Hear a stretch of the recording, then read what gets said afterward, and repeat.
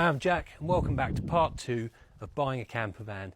In this episode I'm actually going to show you around the van and physically show you the things you need to be checking before buying a van. Now before you go and view the van, make it clear to the seller that you want to start the engine from cold when you get there, i.e. it hasn't been driven at all for the last several hours and the engine's cold. The reason being is worn engines are problems. A lot of these problems are very visible on a cold start, so smoke, rattles, etc. When an engine's warm, some of those can go away and you have no way of hearing or seeing them. An easy way to tell if they've actually done this is just feel the bonnet. If it's warm, that engine's been running. If it's red hot, if it's nice and cold, you know that they've actually done that. Now before you start the engine, open the bonnet, have a good look around. You're looking for any signs of leaks, any signs of oil leaking. Maybe get a torch, get right down in there, look for any oil build-up, which there shouldn't be. Then going to check the coolant. It has coolant in, quite hard to see. Appreciate my engine bay is incredibly dirty. I've just finished the NT500. And you want to be checking the oil using this dipstick here. This needs to be done when the engine's cold, otherwise you won't get an accurate reading. Now a healthy engine should start on the first turn of the key. You should then immediately check for any smoke from the exhaust, which is located halfway under the van. Nothing coming out there. Then going to return to the engine bay.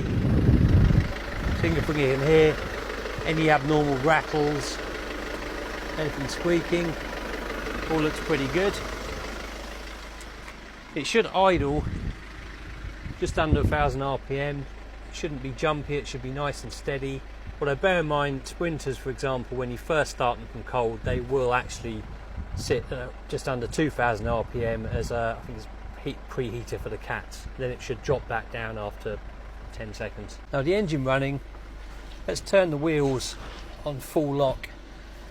This gives us a bit more viewing access under the van, allows us to get in there and have a look at suspension components, see if there's anything obviously worn.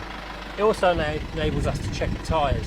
Now what we're looking for on tyres is tread depth, so make sure it has a decent amount of tread, and we're looking for the wear to be even. If this side was completely worn down, or this side was completely worn down, that says to you that there's something wrong with the tracking. I'd suggest bringing with you a torch and a mat. If you don't have a mat, use the carpets inside the van so you can lay on and have a good look underneath. Don't be afraid to have a really good look underneath. Then we're looking for signs of oil or anything leaking underneath. Look at the ground the vehicle's been parked on. If there are drops of oil on the floor, that's a major red flag. That says to me this has a serious oil leak. Now we're going to continue looking under the van, all along the sides for rust. You want to be checking the sills here, they're quite prone. And do a full check front to back, looking for holes, repairs, or anything that looks rusty. As you can see under my van, this is considered exceptionally clean for its year. You will get some components, like you can see these leaf springs with a bit of surface rust on. Surface rust is nothing to worry about, it's quite normal, it can be brushed off with a wire brush. However, do not be fobbed off, this is not surface rust, this is serious rust. Rust is incredibly hard to treat properly, so you'd have to cut out these entire panels and weld on new ones. A lot of people don't want to even take the work on, and you see all kinds of bodges where people just cover it in filler and paint and try and hide it.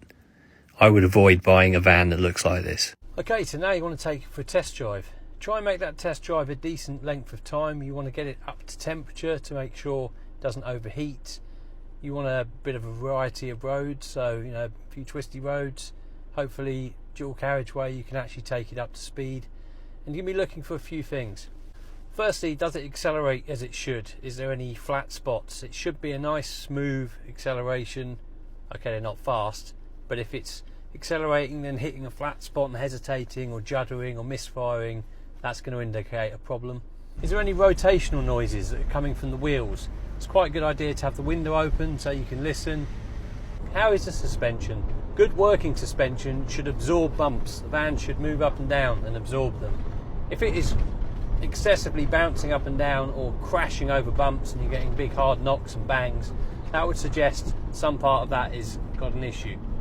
Now, large vans do drive slightly differently to cars. Everything is a bit more industrial, so you might find things like the clutch pedal, the brake pedal, the gear stick are just a bit more clunky. You need to put a bit more effort into making everything move, but it should still feel pretty natural to drive. If you're having to use excessive force to try and get it into gear, or the steering feels really heavy, it's quite possible that there's an issue with the power steering. Steering should feel pretty much the same as a car.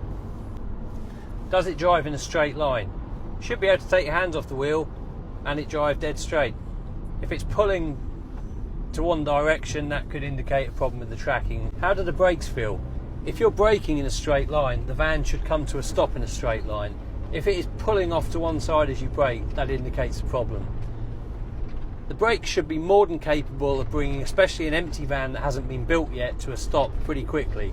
Now, brakes are very important in a camper van. If you're going to be adding a whole load of weight to the back, you need to make sure your brakes are spot on, because even though they are designed to work effectively with this vehicle at its maximum weight limit, you're still asking a lot of them. So if you've got really worn out discs and pads, they're not going to be as efficient, and your stopping distances are going to be horrendous. Due to the design of the standard wheels, it is quite difficult to check brake discs and pads without taking the wheel off. But if you can see this small hole here, you can get your finger in and feel the disc. If you can feel a large lip on the outer edge of it, that means those discs are going to need replacing soon. Once you've driven the van for a while and it's up to temperature, check it's not overheating. That's pretty much bang on where it should be. And make sure there's no check engine lights on the dash. Don't be fobbed off with, oh yeah, that's just a sensor. Unless you plugged in a diagnostic tool and checked, just always assume the worst. Now, is it realistic to expect a van with over 100,000 miles that's 15 years old to have no issues at all? Probably not. Vans and cars need maintenance, things wear out. It's just finding that balance between stuff that, okay, might be a small issue that will need addressing in the future, versus terminal problems like excessive rust or engines that are rattling and smoking that are about to blow up. Obviously, it's going to depend on your budget. Go and look at a few vans. Don't buy the first one you go and look at, and just bear in mind to try and keep some money to one side, because inevitably things do break and might need fixing. Ultimately, private sales are a bit of a gamble, but you can get some very good deals. Just don't be rushed into buying the first thing you look at. Take someone with you and follow the tips I've mentioned to give you the best possible chance of picking up a bargain.